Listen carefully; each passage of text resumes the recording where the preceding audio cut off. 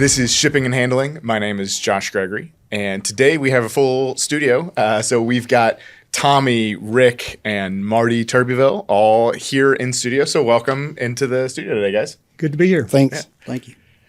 So I know that all of you have touched the waste industry in a bunch of different ways, and we're going to get into all of that and all of the different pathways that you all have taken over the course of your career. But I think the most important thing is we go back to the beginning. So I know back in the early days, you all started in the same family business. So can we begin this story by going back to what things felt like way back when you first started the family business? And I know it might even be difficult to think through what life was like before trash. But can we go back to when you first, each of you started at different points into your family business? Yeah, I don't know if any of us really know what life was like before trash, because our dad owned the business, and so we literally grew up in it. But Rick's the oldest, so we'll let him start. Well, that started in 73 when I graduated and got out of high school, went into business. But it really started earlier than that, because if Dad was short people, we didn't catch the school bus that morning. We were on the back of a garbage truck actually working and getting stuff done. Well, what's the earliest you started or can remember ever being a part of it, like age-wise? Probably 14, I would think. 13 or 14, 13. We were probably back there, because he had the big guys, or the regular men, would carry a 44-gallon Rubbermaid barrel. He had us 33 gallons to where we could still, you'd put it on your shoulder, go behind the house, and it was all back door then. Oh, yeah. So, and then it was before privatization. So you had to remember in your mind when you got on Lakeland Drive, you'd get 2, skip 1, get 3, skip 2. So you really had to, and that was on the left side. Now, so you always worked pretty well the same side of the street. So back in the day, it was purely memory? Yes, it was pretty. Now, Dad was always had his route sheets and route books. Yeah. And because I can remember on Sunday afternoons after church, we would go eat at Castleman's restaurant. And then Dad would take, and we would go and collect the money. So we'd all sit in the car, and Dad would go up and knock on doors and, collect last month's trash bill or the quarterly bill in or whatever. So, do you remember how he got started? Like, how did he find the industry for the first time? When David Faircloth wanted to go in, it was a small business that was for sale. And David was in the plumbing business, but wanted to get into it as a partnership. So him and Dad went into it, and then Dad bought him out. So it was Faircloth Plumbing is how it originally got started. Yeah. And what was funny is then it was just regular dump trucks is what you had. Foot stompers is what we foot stompers, because you would put the trash in it, and then you'd get on top of it and stomp it down. And then Metro passed laws that it had to be enclosed, so it actually looked like a doghouse. You put sides and stuff on it with a sliding door, and back then it was 3-gallon wash tubs, because everything was pretty well recyclable. Your milk bottles, your Coke bottles, your beer bottles, everything. So, you had a little tub on the side for the people that didn't recycle and throw them away. We would get the 3 and 5 and 10 cents for your quart bottles. And you learn that in your route when you're thinking, I want to make sure I get that house because I'll get 3 quart bottles. They were the good houses to buy lunch with. Or whatever. That was just lunch with that. That was just extra money. So as the rules progressed, we didn't have tipping fees until like 1975. So every location like Madison, Gallatin, Donaldson all had their own landfills that handled for your area trash. So, and you would just go in, the first ones on Saturday was the day that you set it on fire, and they knew what haulers ran. So if you were the last truck, you put in that you'd already checked in, you wrote in. And if you were the last one, you knew you got your book of matches and set the landfill on fire and drove out the gate and locked it, and it was there for the weekend. So that's how much things have changed from the early 70s to what we are today. And so all of your dad's business was local to the Nashville area too? Okay. It was all in the Donaldson Hermitage area. Okay. That's where it started. Yeah, that's where it all started out. So. Then also we had one water cooler on the back with 1 cup, and everybody drank out of that 1 cup, just fill it up. So, I mean, that's nowadays it's a Yeah. It's crazy. Nobody would do that now. Yeah. We got a very strong immune system. That's very true. Did you guys ever ride on the truck at the same time as each other? Like, did you ever all share a truck together, or did they split you up? No, we went pretty well, We were, by the time it got to me, we were probably split up more. Yeah. Because they're a whole lot older now. Yeah. Well, and the business had grown. So Marty actually was because we got into the residential, Dad had always been in there, and then we got into front load commercial, and Marty enjoyed dumping the commercial cans, like at our restaurants and stuff like that. All the business. So I was more over the residential stuff. Marty would get up every morning and go run the commercial routes. And then we rotated every Saturday between you and I and Jim Emerson. Yeah. So we would rotate on Saturday pickups. So. But also going back to the start, when school was out, at least by 13 years, you was riding the back of a truck. Probably so. 13, I mean, just learning. Yeah. And then we all wrestled in high school, and we got in trouble because during Christmas break, they'd have wrestling practice, but we couldn't go because we had to work the trucks because that's a heavy season. Christmas is very heavy. Yeah. And then we'd have to run extra laps.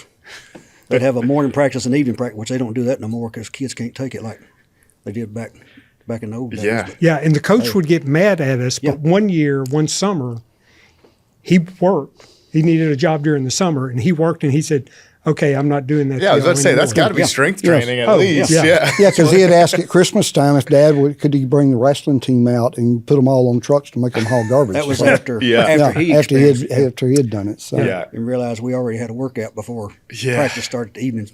But anyways. We had 2-a-days for football in the summers, but I remember one of my friends, he worked on a farm for his dad, and he was like, the summer that I had to do 2-a-days and work on the farm every day was the hardest summer of my entire life.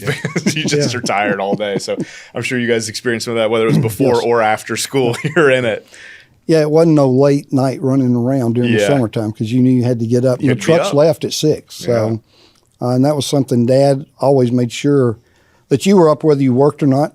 Even on Saturdays or Sundays, he would go, and if by 6 o'clock, he'd grab your leg and pull you out of bed and say, sun's up, let's go. So, oh man, yeah, yep.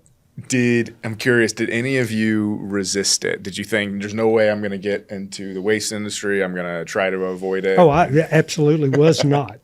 There was no way I was going to do that.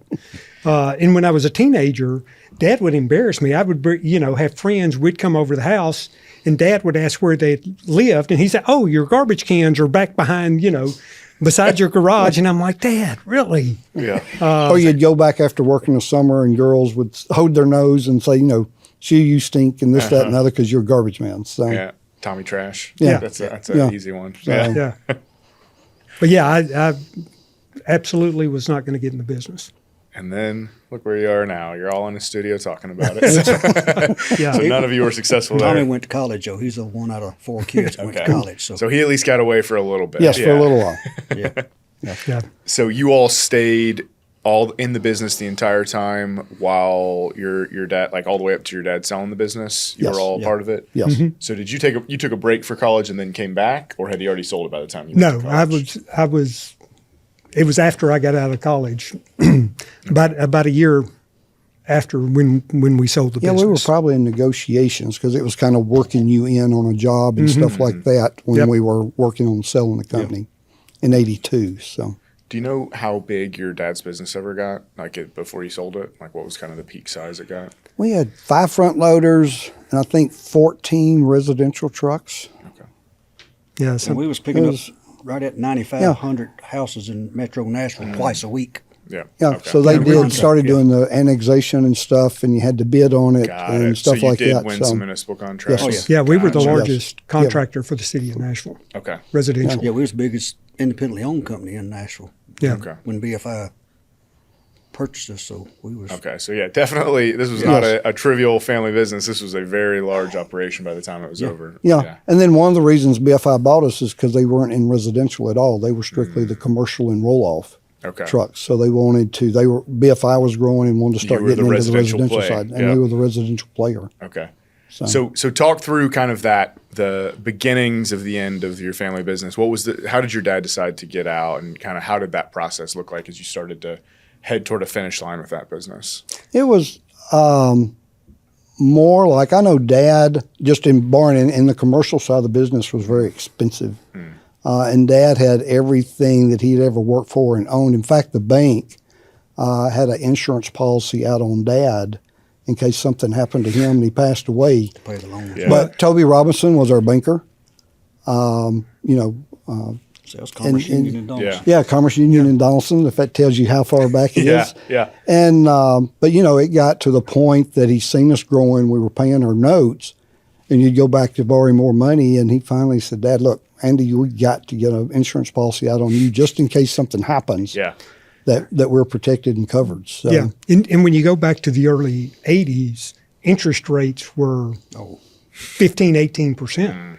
And so as we were, looking at that, we were growing. I mean, we were adding a commercial route every 9 months. And so with that and the capital that was required and doing that, and it's like, can we keep up with our own growth?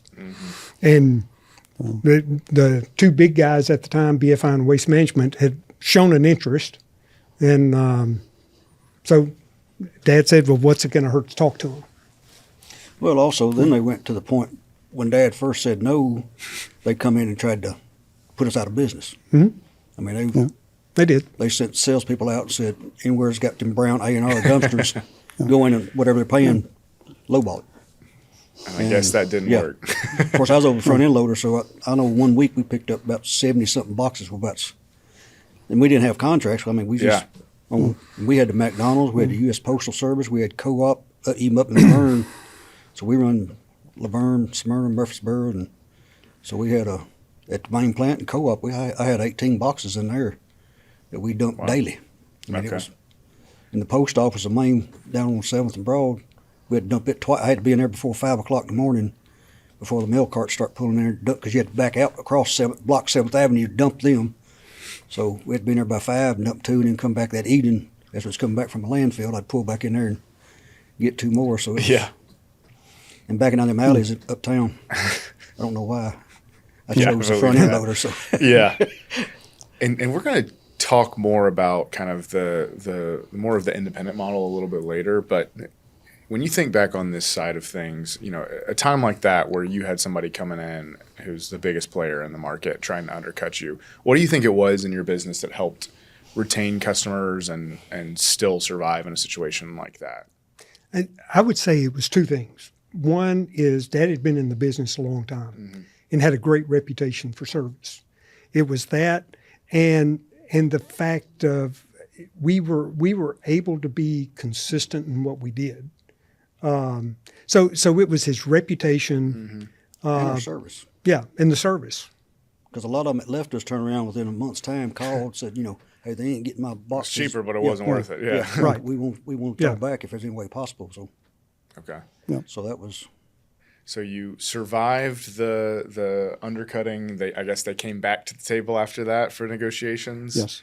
And it was at that point that the offer was good enough where and during that time, there was a gentleman. His last name was Craighead, that tried to get a union set up with all the small business owners. Wow. And that was a pretty neat. There was some garbage trucks that got burnt.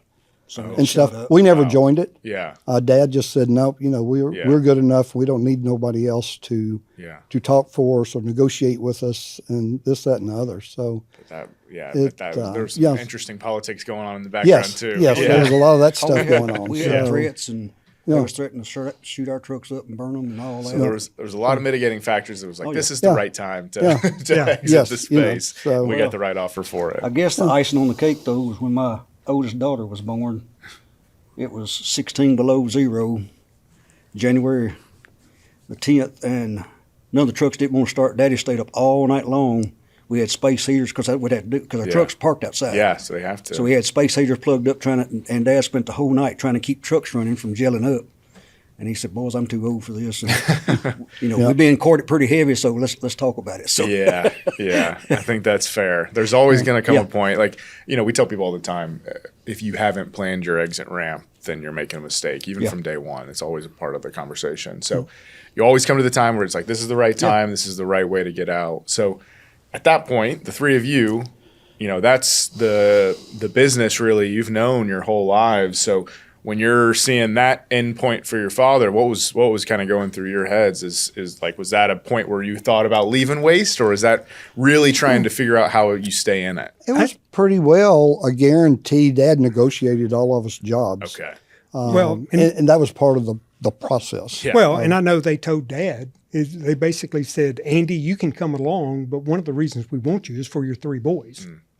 So it wasn't, it wasn't that we, at that point, although I'd said no for years, at that point I was bought in. You were in it, yeah. Yeah. Well, also, Rick was over residential and I was over commercial.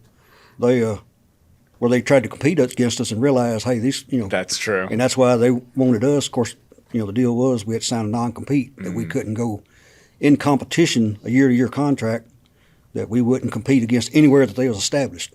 BFI, which at that point was the largest trash company in the world at that pretty time. heavy non-compete for if you want to stay in the industry. Yeah. You had to go out the rule, but going back to start though, I think I was 4 when Daddy bought the first garbage truck. So that's so it's been the whole time. 63 years ago. So, and Daddy was already in the garbage when he was already. He was literally born into it. Yeah. In fact, we probably found him in a trash can somewhere and brought him home. Dad felt sorry for him. This is the perfect place to find a baby. Yeah, this is the first place. Yeah, you hear of him in the dumpster. We found him in a trash can. And just brought him home. So, okay, so I guess did you guys all end up staying with BFI, or what did the next step look like for each of you guys after that?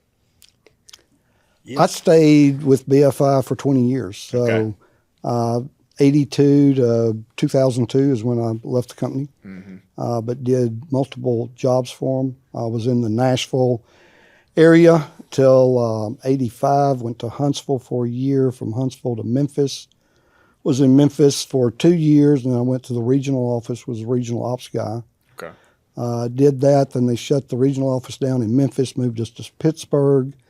So went to Pittsburgh, and then the corporate office called and asked if I wanted to come back to Nashville to run the old company that they'd bought from us. Okay, that's fun. So I did that, and then Allied bought us out in 2001, and just the way they operated and stuff, just Dad always told us that whatever you say is your word, and don't lie, because then you got to remember who you lied to and who you didn't lie to, and they just wanted you to do some stuff that I didn't feel that was ethical. Yeah. So left there and went to work for Waste Management in Columbus, Ohio. Okay. From Columbus to Louisville, Kentucky. From Louisville to Virginia Beach. From Virginia to Paducah. Paducah to Evansville. From Evansville to St. Louis. And then back to Nashville in 2016. Wow. So everywhere. What was that town in? Didn't you go somewhere in Michigan? Because I didn't even think, I thought it was just Kalamazoo or something. I always just thought that was a saying. Well, you had Kalamazoo that we bought companies. So we was I was operations. So, we bought companies, would tuck them in. Kind of like in 2016, I went into business with Jeff Kendall. We started Lewis and Clark, and we bought. Which is a private equity firm. Yeah, a private equity firm. And, we started off in Kentucky, Illinois, Nebraska, and Iowa is where we bought the companies and started putting them together. So I would catch a plane on Monday mornings, come back on Fridays, and do what you could do, the honey-do list as much as we could, and then hit a plane back out on that. So there's all kinds of things I'm going to ask you about there. I'm going to let each of you at least give that type of setup for what you did right after, but we're going to come back to a lot of that. So I think it was 12 houses. So when we come back to Nashville, Sarah had 12 houses. They were all new houses. And she was able to pick the house that we liked the most to build. And that's what we did. The house that we had in Evansville, we built in Lebanon. So. That's really funny that you just chose from your previous houses. Yes, from our previous houses. Did you get sick of moving? I didn't. It was always a challenge for me to go and help straighten out companies and stuff. And the good Lord was watching over us with Sarah would move. I mean, she left. All the kids were here in Nashville. That's something in all the move-in. Wow. When we were back in Nashville, our 3 kids found their spouses and had gotten married. So when I left BFI in 2002 and went to Columbus, she left her babies here in Nashville, Tennessee.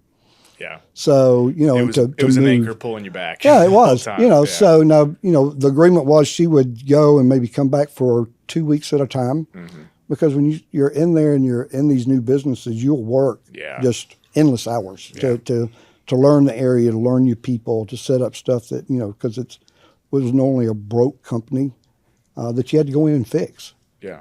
And that was that way all the way through. So I guess, is that a lot of what you were doing at BFI? Like you said, operations, yes. Was it mainly fixing? Yes. So when you say, fixing broke companies, was it companies that they had just acquired that you were helping to kind of? A lot of them were older companies, and they just wouldn't adjust. They wouldn't cut back if you went through, if the interest rate or housing went down or something like that. They didn't know how to cut back, and it was just a thing.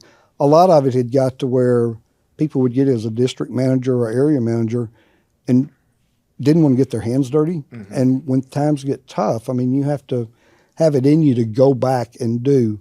And that's something all three of us were never scared. If I asked an employee to do something and they told me no, they knew that I would do their job. So don't let the gate hit them in the butt when they left. Yeah. And so that was getting back and getting the right people in spots.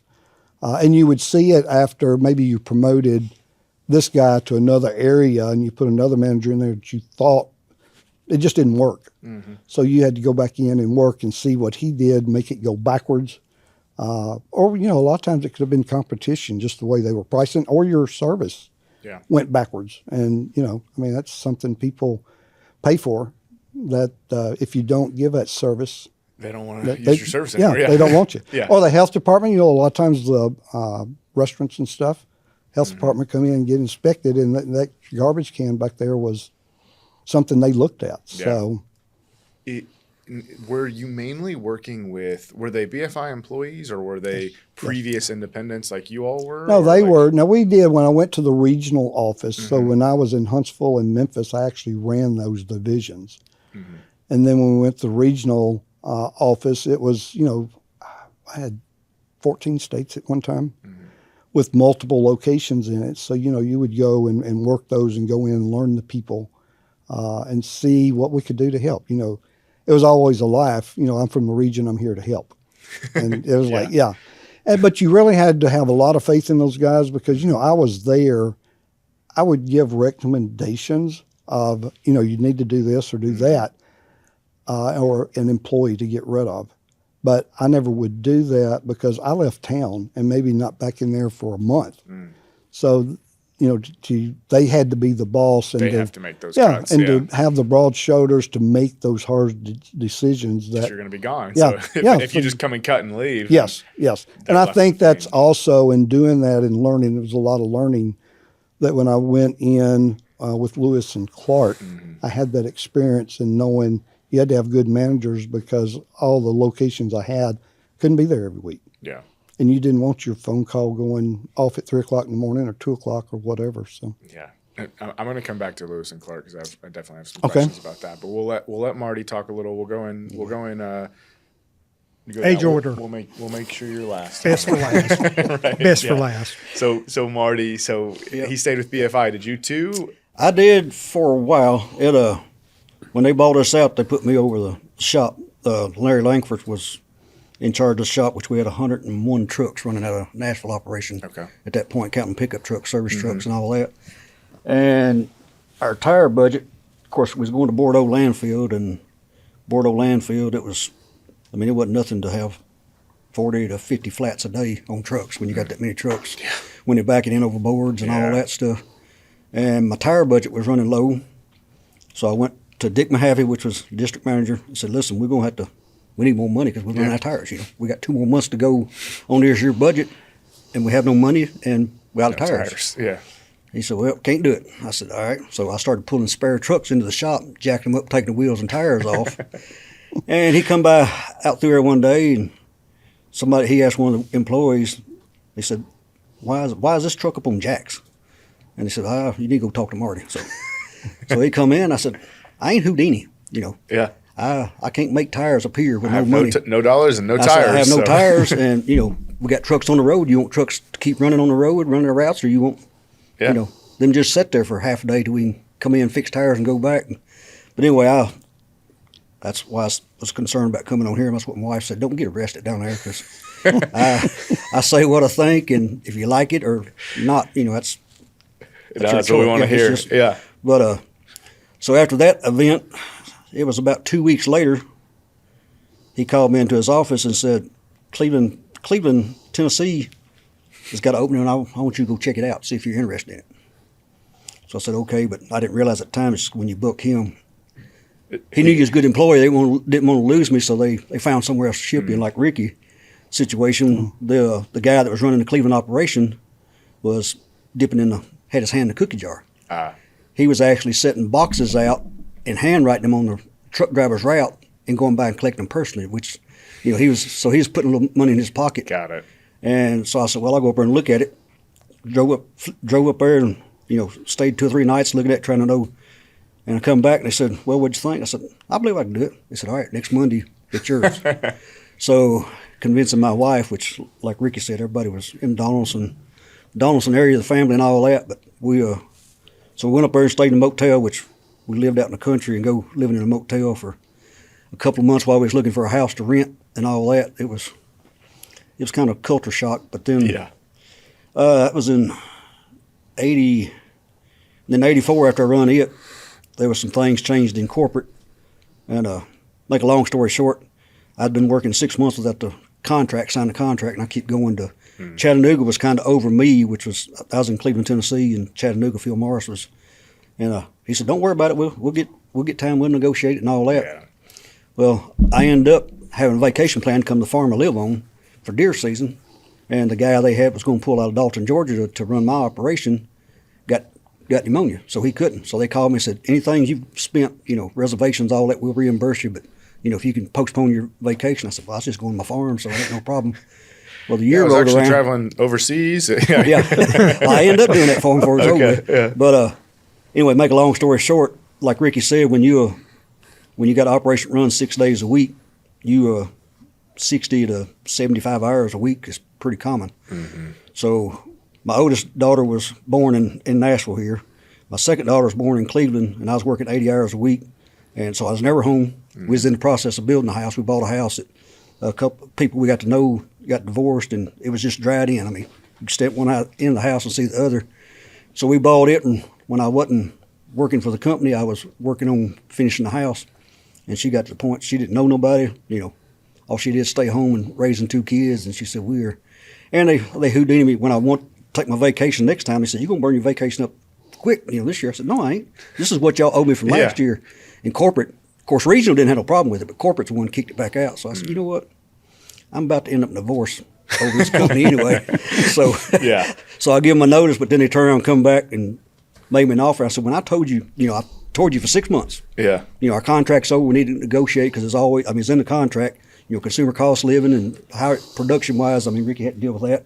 If you done good and got a company up running, that's why he had to go shipping you everywhere. Because once you get a company up running good, and they train somebody, they send you to the next company that's struggling or having issues. And then they got talking about another city at that same time. And Lori said, my wife said, when I move, I'm going back home. So you do what you want to. Yep. Yeah. So anyway, they made me a heck of an offer, and he actually gave me a check. Said, go pick out your new pickup truck. Because, the trucks they give us, it wasn't like it is nowadays. I took it to vacation, if it was mine to drive, and that was my transportation that the company provided. And they wanted to give me a new, and they give me like a 10% offer and rate. I said, Phil, I'm sorry, but when I told you, I'm done. Mm-hmm. You can stick a fork in me because I'm done. So anyway, that was my extent with BFI. So we left and went to the farm, and then 86, they called me Harry Jr., which was, I guess he was vice president out of Houston. Out of corporate office. Yeah, out of corporate office. Called me and said, we got a contract we just got in Puerto Rico, and we want you, is there any way you'd consider coming back to work for us on a startup team over there? And I said, I don't know. Depends on what, because it's February. Yeah. When I moved to the farm, I went into the logging business, so of course, we cut firewood all our life, so I knew how to cut trees, and done had everything set up when I decided to leave. I didn't have a business set up down there, so it's February, and he made me an offer that I couldn't, so I talked to my wife about it, and I said, well, I said, it ain't going to be, probably 8 weeks, 2 months I'll be over there, help setting the company up. So I ended up going back. That was another thing. I got the package in the mail for 2 days, and I had to be on the plane to head to Puerto Rico they put me over routing, so I had to try to learn the whole city of Ponce, Puerto Rico from a map and go over there. Man. Yeah. And the first day we hired 300 Puerto Ricans. Jeez. And there was 4 that we hired that could speak pretty fluent. I mean, could understand me, and I could understand them in English. So they put one of them with me as my translator. And, just since you're around. So I worked over there and helped get that operation started. And of course, they made me several offers come back, but like I said, I was ready to. I was on the farm, and I love my wife. When we started dating, we said we was going to live on a farm and have a log house, and I've had 2 different log houses. Okay. But anyway, did you build it yourself with the logs you got yourself? Okay. Well, no, the logs, everything else, I cut all the studs, the floor joists, the ceiling rafters, but the logs itself, I got them spruce out of Washington State and all that, so it was shipped in. But everything else, I cut the trees and had them kill dried and built the log house. That's awesome. But then in '04, I had a logging accident. I was logging. Of course, I'd done told these boys, I got tired at Christmas for our get-togethers. They were still talking trash, and I said, man, I've had all the garbage, BFI, burnt me, so I'm tired. I'm done, yeah. But I was laying in the hospital recovering I got 2 titanium plates and 13 screws on this side of my face. And my wife brings the Hickman County paper in, said, they're looking for a solid waste director. Of course, I couldn't get insurance. At the time, that's when TennCare changed. I made too much money logging. Yeah. And I was honest on my taxes, so I didn't qualify. So that first 3 days in the hospital was $93,000 with no insurance. Of course, they get you out fast they can when you ain't got insurance. Yeah. But anyway, I thought, well, the first thing I did is I happened to know the mayor from the county down there, so I went and talked to him. I said, can they deny me insurance? He said, no. If the county hires you got the same insurance all the rest of the employees, school teachers, everybody else. So I applied, and I ended up back at solid waste director over Hickman County. That is such a funny way to get there. That was in '04. So from 86 to '04, I took a sabbatical and was in the logging. I put a sawmill operation, all that in also while I was down there, and I was doing right. I mean, I got sawdust and trash in my blood system, I guess, because that's the 2 things that I always, which started out with Turbeville Lumber Company down there, but then I put in another bigger operation, automated, went over to Lewis County, and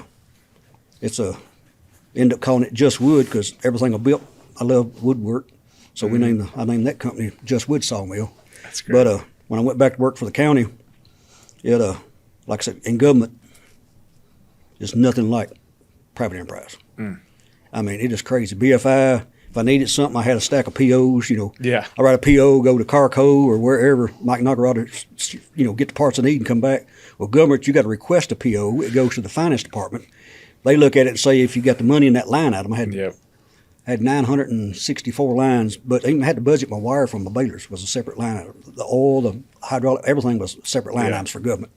And then from there, the mayor had to sign it. And then it goes back to finance office. They print your PO and you can order parts. So I mean, sometimes, and I went through 4 different mayors, and the mayor sometimes was not very.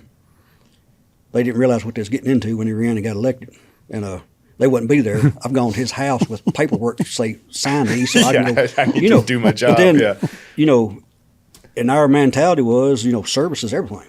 When I got trucked down, it ain't so much about what it costs, but the customers, they expect and buddy, you talking about. I mean, it's anywhere. Trash don't seem to be important, but if they get missed, it don't matter when it is. Hey, my trash is out there and it ain't been picked up. What's going on? At Christmas and all that, especially.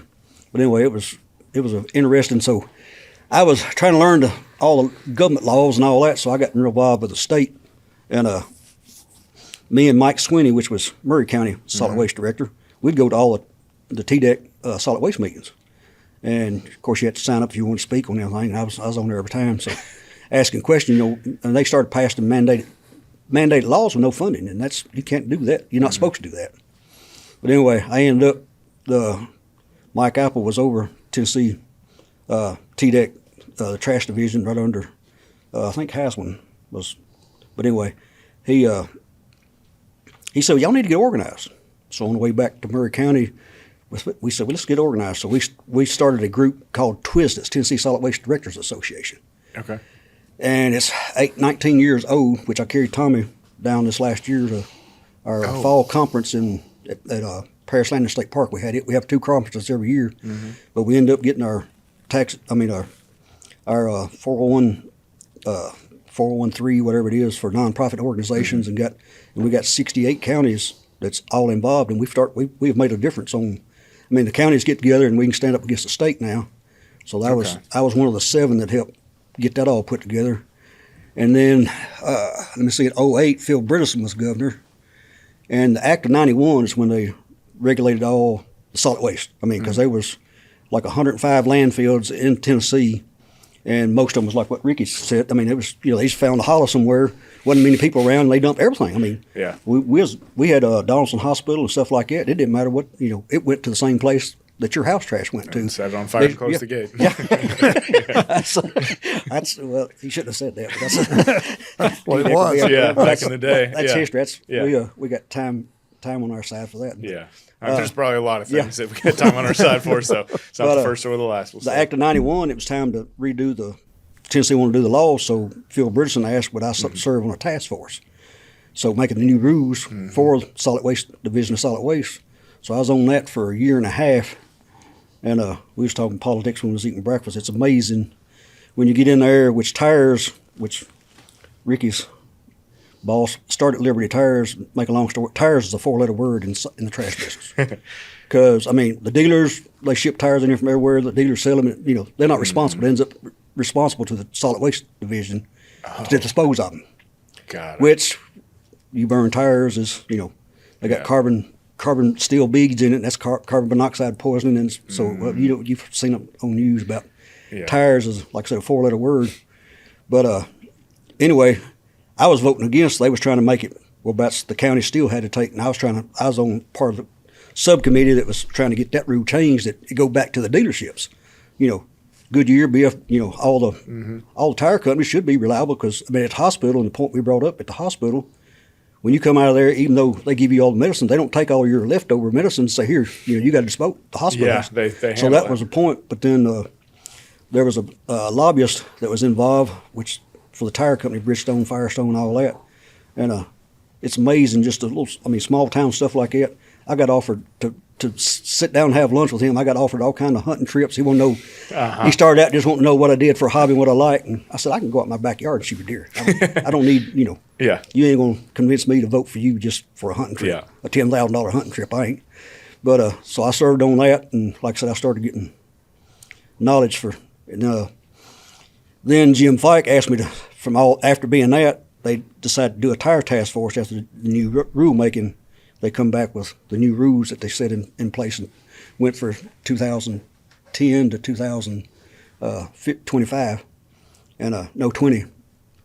And then Jim Fike called me back, which was commissioner, and said, since you brought up all this stinking on the stuff on tires, we're going to have, the governor's asked us to do a tire task force. Will you serve on that? I said, all right. So anyway, there's no pay, and when you do, being an outsider, somebody's probably getting paid a lot of money for all these task force.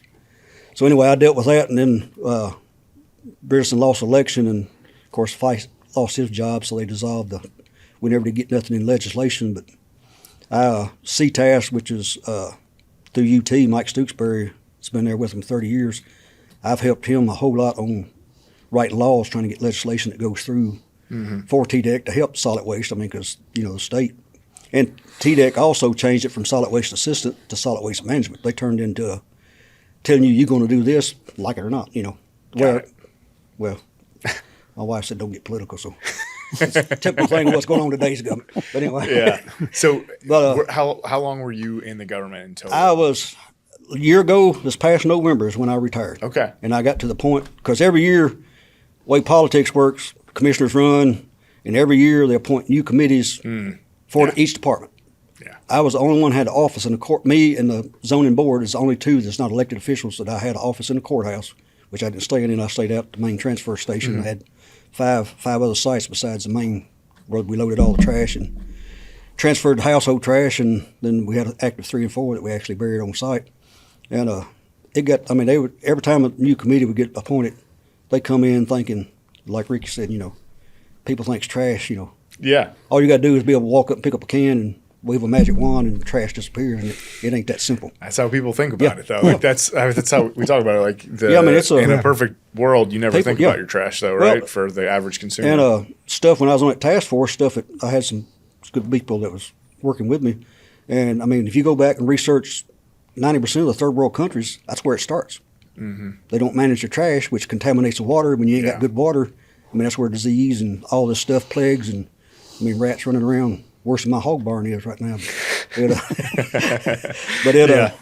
So I mean, that's, they don't realize how important it is, but it got to the point that, I mean, every time you get a new commissioner, a new committee, they come up with all these ideas, which it turned out, I mean, it's just like whooping a dead horse, because you had to go back over and start everything on stuff that you got facts and proved, but you had to go back through the whole scenario. Yeah, you've already proved it. You've already gone through 15 meetings on it. I was already 66, and I made the comment that irritated me real bad one night. Well, going back to that, though, I did some presentation to TDEC for the state representing the counties, where I was chairman of TWSDA, and Pat Flood then was the director over the Division of Solid Waste.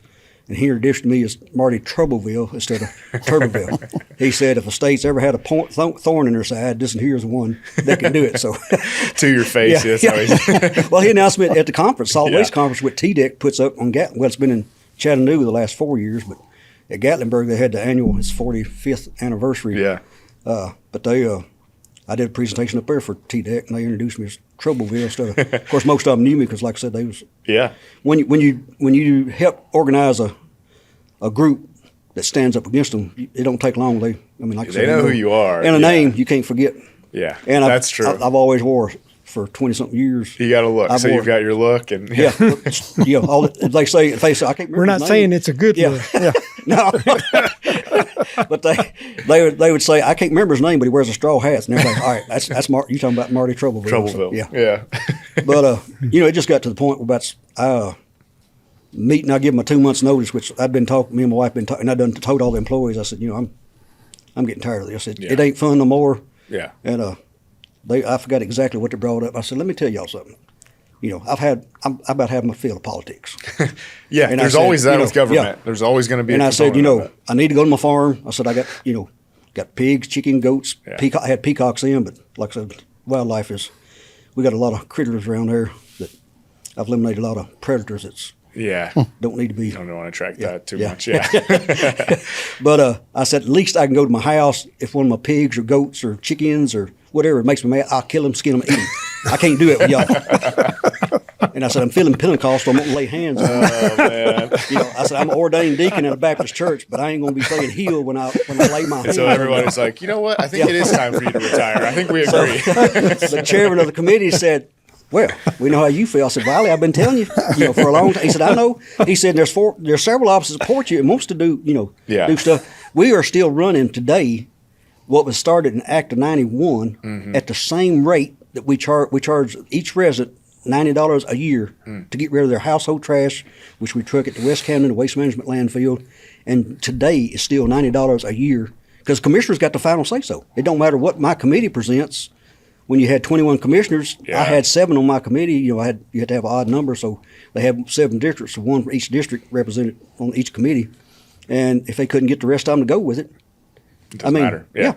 I mean, that's $8.37 a month for the trash service. And I was talking about 10, which would be $1.40 something a month cost them. People might complain for like a week, but then they'd forget. Yeah, but the commissioners, all my constituents don't. I mean, so that's the straw that kind of broke. Yeah. After 5 years, me saying and getting the committee to say and then the county court, kills it all in their meeting. Yeah. And that's when I told them I really got to. My wife said that's why the good Lord gave me 2 ears and 1 mouth. I should listen twice as much, but I'd listened too much, and that's when I made the Pentecostal statement. So I went ahead and gave them a notice that night for 2 months. And that was probably a statement they'll all remember. Yeah. That's a story they'll tell for years. 19, and I was telling them the whole time, and the deal was when I took the job, I said, well, when I prove myself, the salary it's terrible. Yeah. And they ended up, the guy they hired to replace me, which I stayed with them to help, I said, get somebody in so I can help teach them the ropes of how this county works. And they ended up having to start him out exactly what I'm making in 19 and a half years.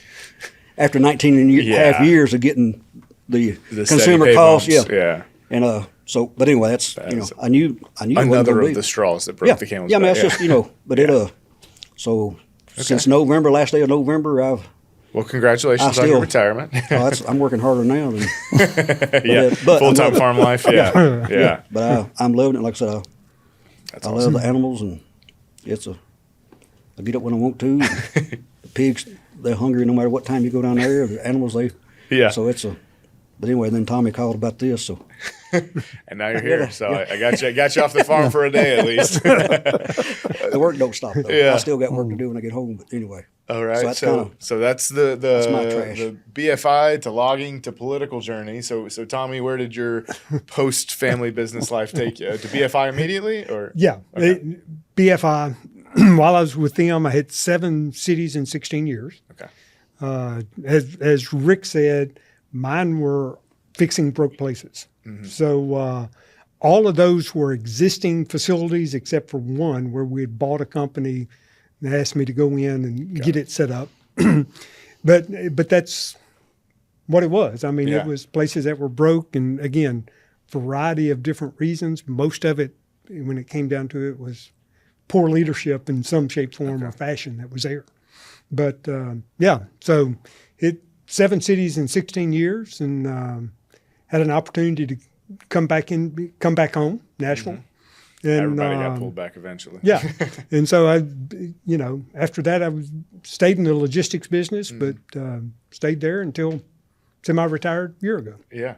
Okay. So for both of you two, you were both working mainly on the operations side to kind of go in and improve the different parts of BFI that were struggling in different regions. What would often be some of the first things that you would target when you came in? That was kind of like your go-to, like when somebody's struggling, these 3 things are almost always broken. And we start there. Service, fleet maintenance, staffing. Yep. I agree. You think those are still, if you were to point to businesses today, similar challenges? I know independence is a different model, but would you say that's still what most people struggle with in this industry? Yeah. Yes. Okay. I mean, I think it's those 3. I think, staffing may be one out of the 3, especially today, but it's still those 3. I mean, if you don't have the people, you don't have the equipment to run it, and you're not providing the service, you're just not going to be in business long. Mm-hmm. Well, that probably goes with any business. I mean, that's the 3 major in any business. If you're not, especially in the retail business or anything, if you don't produce the service that you claim you do, for, that's I'll be quiet. Well, I think where Tommy comes out of the transportation deal that you've seen, and you and I've chatted about that it's really not that much difference in whether you're trash or you're on the trucking side money, you know. So armored cars, trash. Yeah. So it all, I think it's those 3 things. And as Tommy said, it could be one this time, but it could be, people, maintenance at any location that creates your problem. So it's one of those 3. It's just a matter of the main how much. Each what's not fun is when it's all 3. Yeah. Yes. At the same time.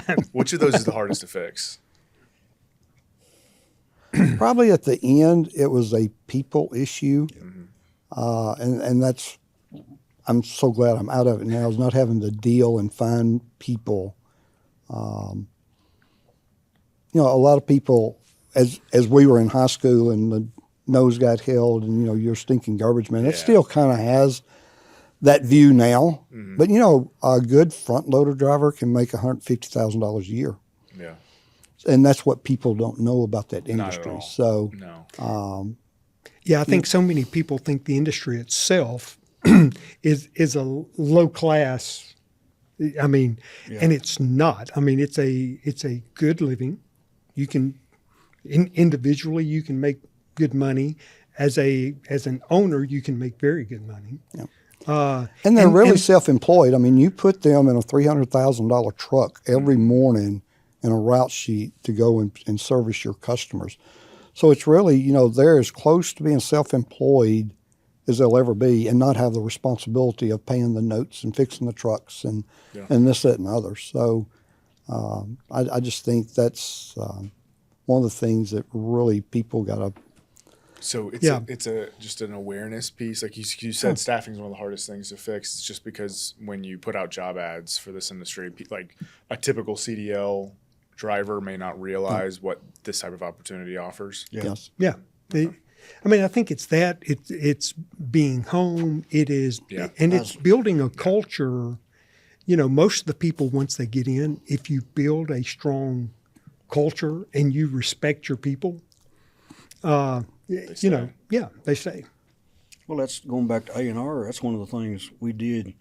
We had the routes. Of course, the city trucks was running about half as many per truck we was per day. Mm-hmm. Yeah. And we give our employees incentives. Says, here's your route. If we get no complaints, if you can do it. We had crews that was doing a 40-hour week in 24 hours. So long as they got out, they'd hit the ground running, and they're going to get paid for 40 hours. Yeah. So if they it turned into a contest. Oh yeah, who could get in? The city would come to us and they wouldn't believe it's possible to do it. How fast you were.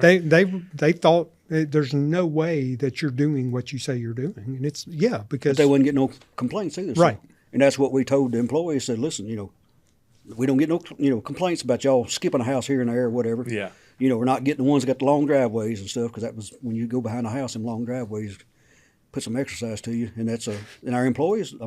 And we had a good relationship. We always had coffee for them every morning and donuts and snacks, and sometimes have lunch when they come home. So building a relationship with your employee and treating them like people. Yeah, that's a key factor in anything. Yeah. I think that's what so many companies right now have issues with.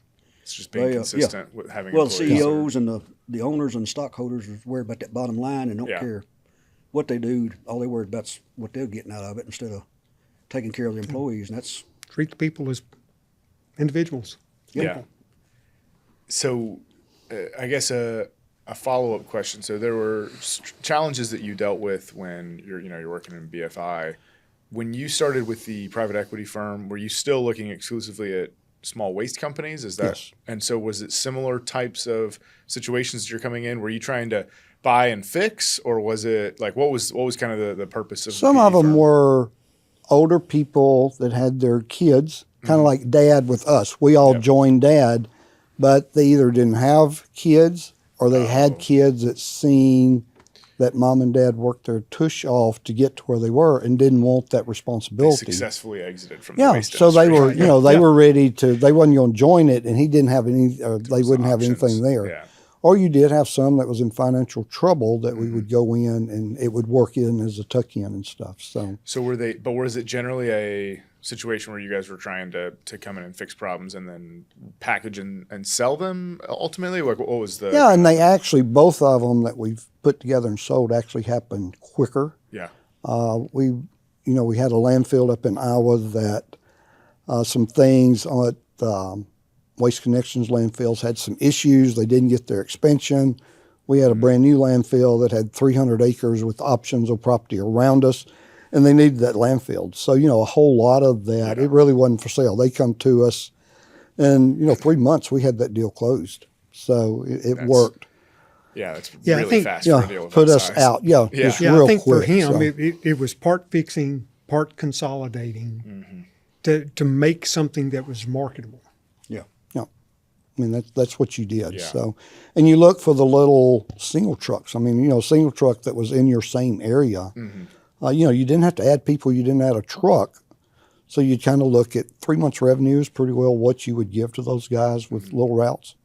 Okay. That, they would just give you your customer list. You would take them over, put them in your route sheets, and they never knew. Other than if it was a change a day or something that they want. But a lot of the small companies picked the day that you were in there.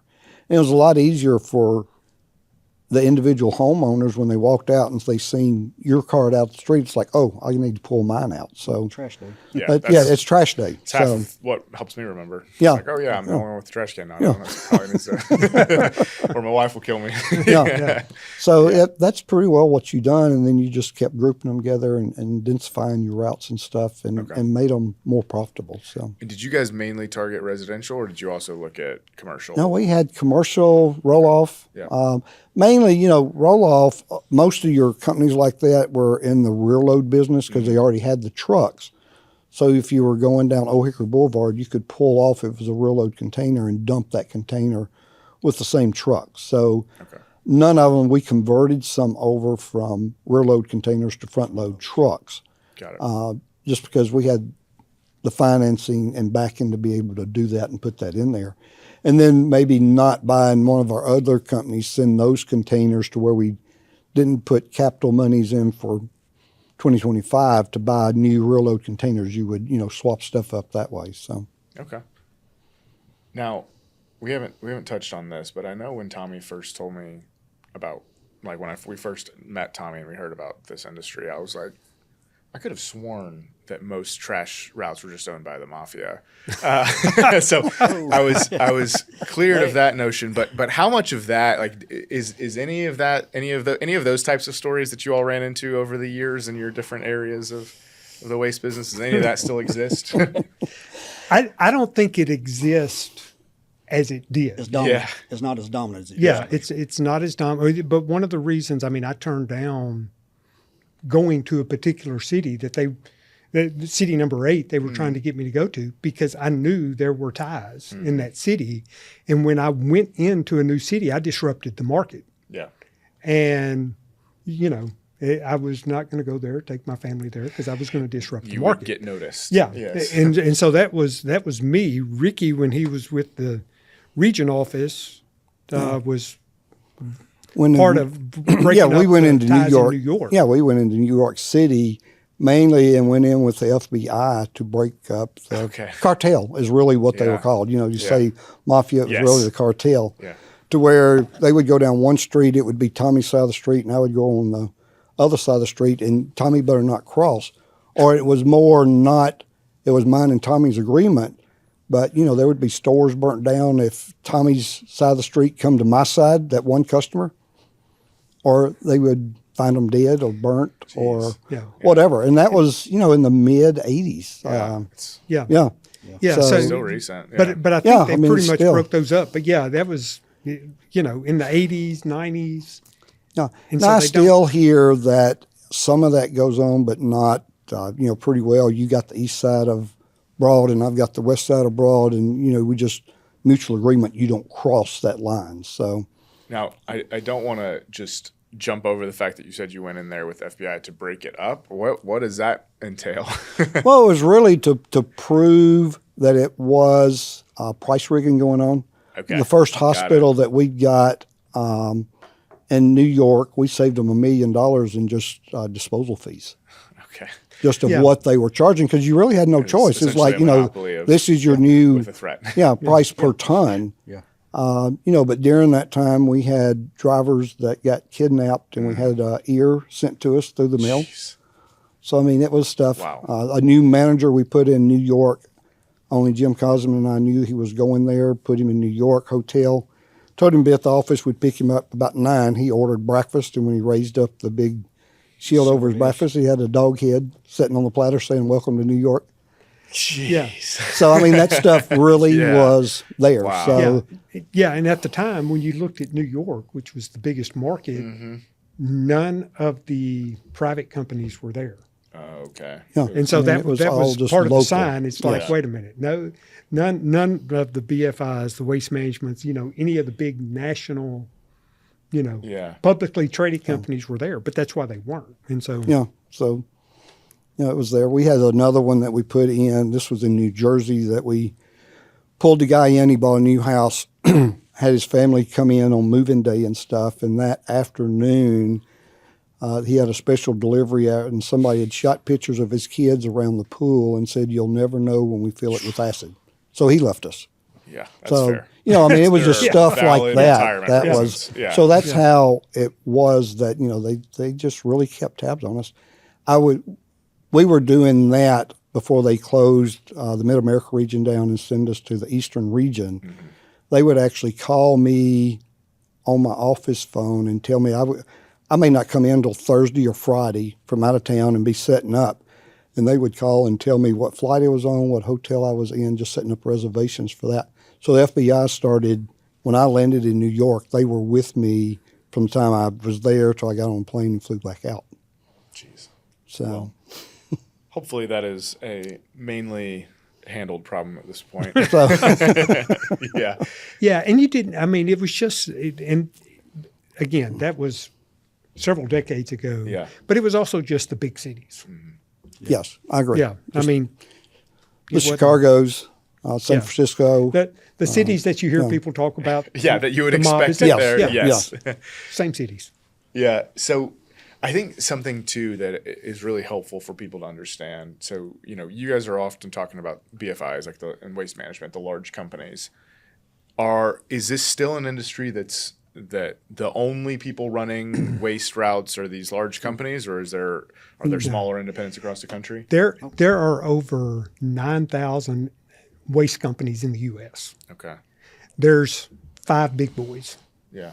So that means, when you look at it, I think there's 9,200 and something, Yeah. So that means there's 9,195 independents across the country.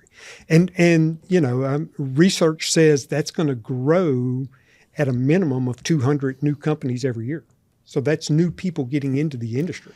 And they The big expect by companies 20 only want the Nashvilles and, the big cities. Right. They don't want to go out to where your density's not there. Out where Marty is, Nobody's going out there. no, nobody goes out there, but there's a trash man out But there. you still have trash. Yeah, you Yeah. still have trash to produce. So that's what the big companies look at is stuff that they can there. And then you really look at companies like we had at Lewis and Clark that was already built, set up, and it was strictly a tuck in for them. Where we did all the groundwork and built it. They wasn't even in that area, but we put it all together and made it worth looking at. So that expands their footprint of where they're at. And like Yeah. Ricky was saying, what he was doing, if you buy the small companies, it's kind of like the Sam's Club thing. If you've already got this subdivision here is dominantly yours, but this guy's got 10 houses in there and 10 right over here.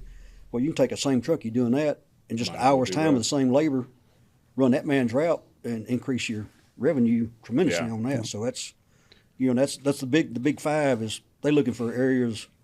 I mean they'll go as far as like Columbia. I mean if it's close to Nashville, that's because Columbia and Dixon almost is all merged into. So they don't mind moving out and putting satellites because when I went to Cleveland, I was a satellite out of Chattanooga, but we had just about all I crossed with Magic Chef and. There was M&M's and all them went on strike. I ended up driving a truck. I had guns pulled on me and all that because I was a scab crossing. But I didn't want my employees to do it, so I'd get in the truck myself. Yeah. I'd meet them out there, get in the truck, go in and get the boxes myself and come back out. Of course, I was packing bigger than what they was packing. Yeah. They knew you by your outfit, too. They're like, okay, we'll let him go. Well, I had one get up one day and all I did was just pull my 44 and set up there, and he jumped back off, and I never had no more trouble with it. They That was remembered at Magic you, yeah. Chef at the main plant. Yeah. So that's which Magic Chef makes about 40% of the appliances. They've got different names on them, but Yeah. So that's back mid 80s though. So, but that's doing what Ricky was saying. If you kind of like I call it the Sam's Club event. If you've already got this here, if you can buy a small company out for pennies on the dollar, what most of them will. Because we sold out less per volume than any company, and then that's what Dad went around was buying other companies and giving them just about as much as we got. And we was 2 and 3 times larger, but once they got us, the others thought, well, A&R's gone, so they're gonna eat us alive. So they give in. So that's. If we'd have held out 10 more years. Oh man! But we're very lucky to still have Dad, and he'll turn 92 and the 17th. Yeah, That is no doubt if we'd have kept doing A&R disposal, that we'd have lost Dad. Yeah. And we're still blessed to have him in our life. Yeah. Yep. Well, and one thing, Dad didn't even finish high school because he had to quit to help support. There were 7 kids, but each one of us, we come in while I was on good terms. We sat down and drew the contract between us. If for some reason me and Ricky couldn't get along, or me and Daddy didn't get along, here's you got 2 years. You can either buy us out, we buy you out. We had everything drawn up, squared and deal. And so if you started getting mad about something, You remembered. you can say, all right, here's the deal. I want out of this. I want to sell my part to Ricky and Dad, or Tommy and Ricky, or Yeah, that and we were very unique, intelligent. and we literally grew up in the business. Yeah. Where, when Dad ended up moving our operation out to our property where we grew up, in the basement of the house was the offices. And so we literally grew up there. And what we learned is that we could have business disagreements and sit down and have lunch together and it not come up. Yeah.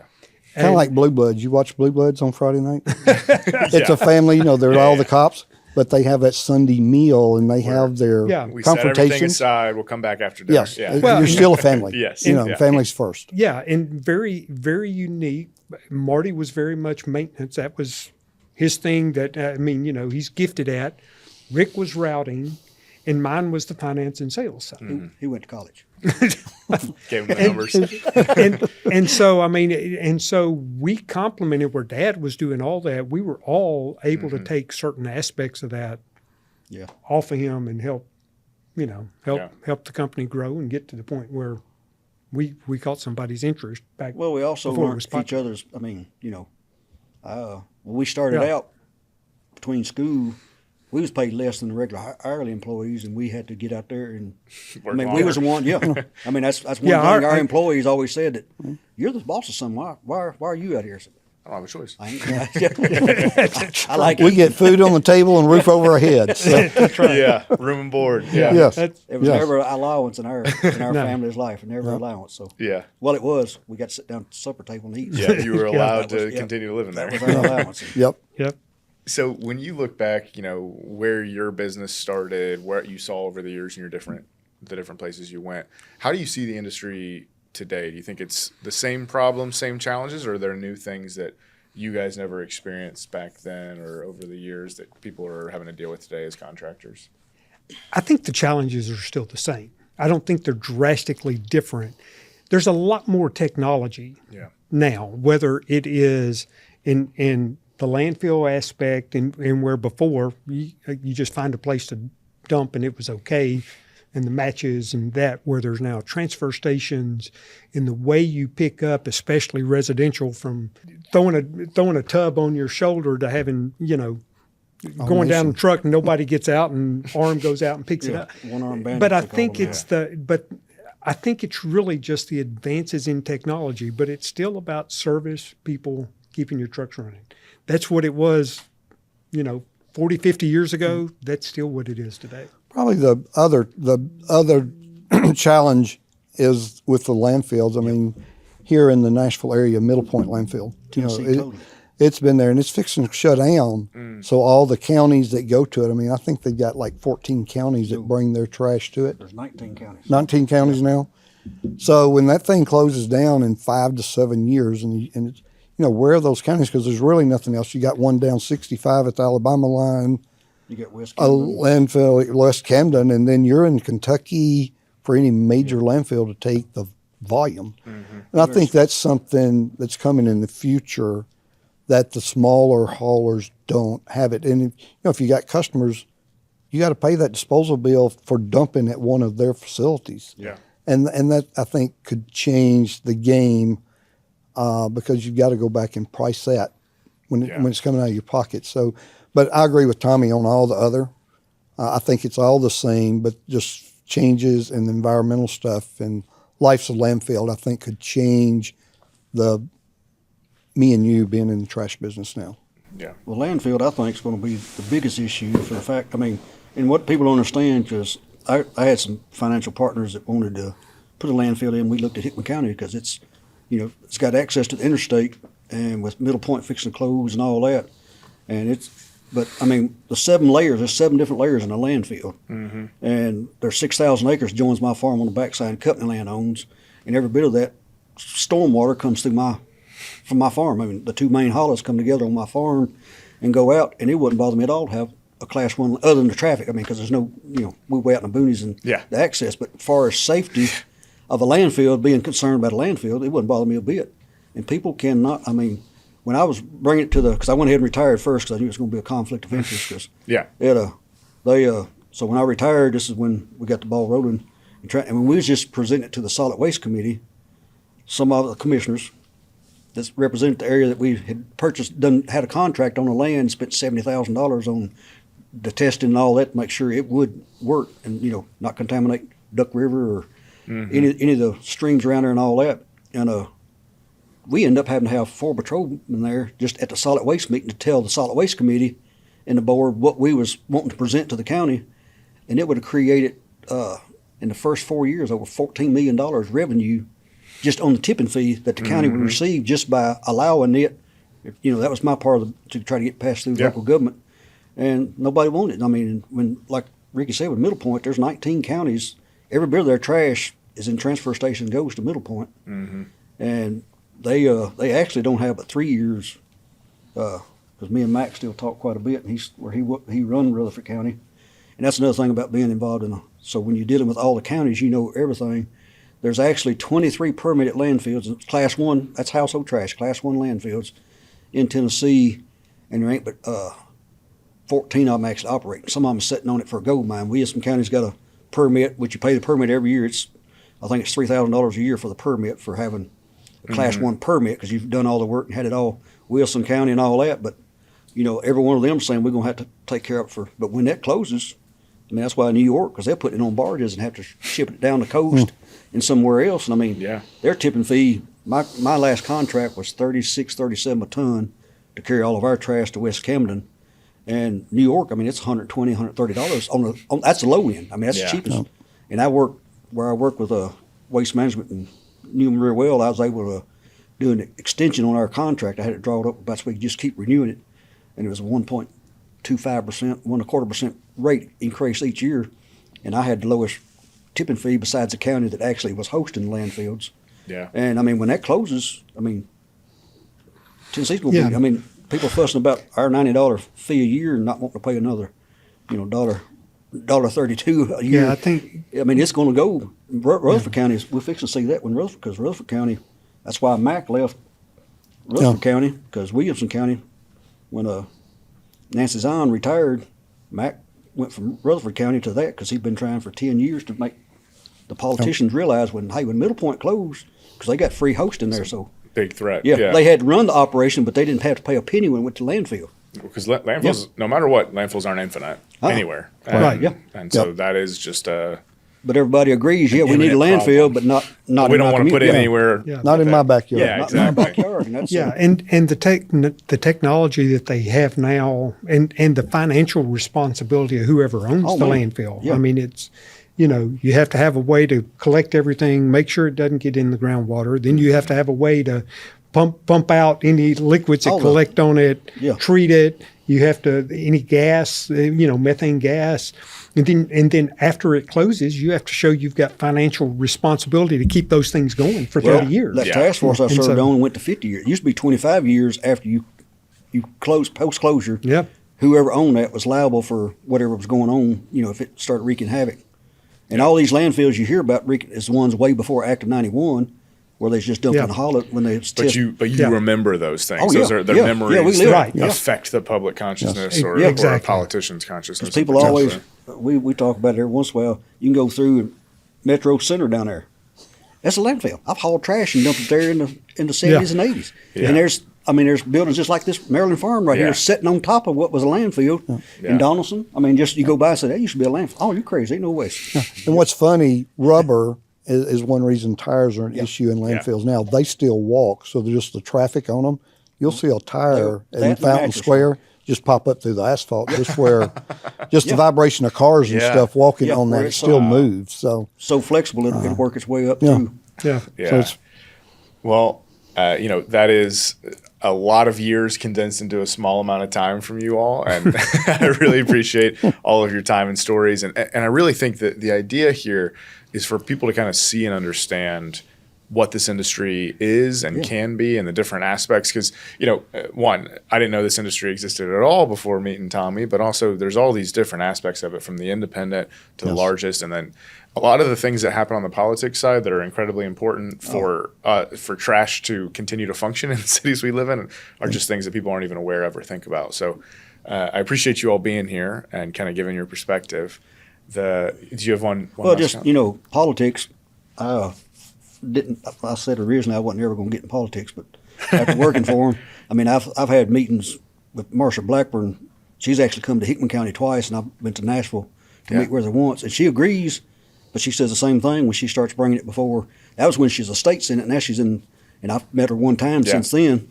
And she said it ain't no difference in small local government, Yeah. They agree it's an issue, but Same they don't problem. want. If they vote on it, then they're going to lose votes. I said Yeah. that's a. They put it. They say we'll put it to vote next month. Yeah. I'll try to get it on the agenda next month, or or if the speaker doesn't want it on the table. I mean, it's just like, local governments. If the whoever's chairman of the legislative body, he puts an agenda together, and if he didn't want it, and he didn't like me, and me and him didn't have much love for each other, so there was a lot of times that my board even said this needs to be on the agenda and not be on there. Yeah. So I mean, it's politics, and it's a real issue that it's going it's one of those, like we talk about. It's an issue that no one thinks about or lets them affects their day to day until it does. Yeah, and then it really does. And it'll be a nightmare. And so become a nightmare. Yeah. So the last question I always like to ask people on this: what is your favorite book or movie that you've seen this year? Anything can go. As long as it doesn't get you arrested, I think you said. Well, for me, it's a John Maxwell book, High Road Leadership. Okay. Favorite book of the year. Okay. What's it about? It's basically about the different types of leadership. Low road, which is all about themselves. Middle road, which is all about keeping score. And then high road is making sure it's more important about the people, that you're there to lead than it is for yourself. It's not so, and the lack of leadership that we have in the world for a couple of decades. So, favorite and book. Identifying where certain current leaderships are on each of the low road, mid road, high road. Yeah. Cool. All right. The Bible's about the only thing I valid. read. Yeah. In movies, I don't go to movies, so Okay. I guess probably what's watched more on our TV if it turns on is either like Alone, or because like I said, a lot of people say I was born 100 years later than when a time should be. So like I said, I'm pretty well getting self-sufficient. I would have said 200. Well, probably 200. Yeah. Whatever's on out the window, whatever your animals are doing out the window. I'm almost off the grid, and there's very little food that I have to go to the store and all that. And I got 7 freezers that's pretty well full. So. We know where to go. Yeah. If the power cuts off, technology cuts off. I tell you, just like I told my brothers, you better bring something to the table. It's not a bed and breakfast for myself. I got 7 freezers for myself. It's not a bed and breakfast. Lying, but he's told us that. Yes. You're right. It's not a bed and breakfast. You better get up early. And if you're going to eat my chickens and eggs and you got to work for bacon, you got to work for it. Yep. All right, Rick. What's probably, and I can't remember the name of it, but it was a Lou Holtz book, and it was kind of like what Tommy said. It was keeping score. Okay. And making a game on training people and teaching people. It said, it gave examples of playing sports that you wouldn't go out there on the golf course if there wasn't a hole to hit it to, if you were just up there and hitting it, or playing football if you didn't have a first down or field goals to kick points. And it was, or counting bottles. I mean, he just gives, it's a whole book just full of examples of getting people to buy into what you do. And that's the thing of running business, of getting them to buy in. No telling how many folks I'd said, if you don't like it, don't let the gate hit you in the butt when you leave. But, if you can't be happy in what you do, and I think that's what Tommy said when he retired. I still enjoyed the trash business, but I'm 70 years old, and I want to enjoy what life I have left. I don't mind helping. Jeff has called me a couple of times, wanted me to go to New York. He's got businesses in Colorado that he wants me to go and help him with, and I will. I just don't want to get on a plane and fly there. If I can do it on my computer, on the computer, on the computer, and do it on there, I'll help him with all I can. But I've just enjoyed the time of being home more with my wife. Getting to see grandbabies more. That when I was working, you didn't have time. So that's a whole lot of it. But that's what we all work for. Yes. Yeah. And I'm glad you all get to enjoy it now. So, Tommy, Rick, Marty, thank you so much for being here, being out here today, and thanks for all your time and your answers. And thanks for joining today on Shipping and Handling.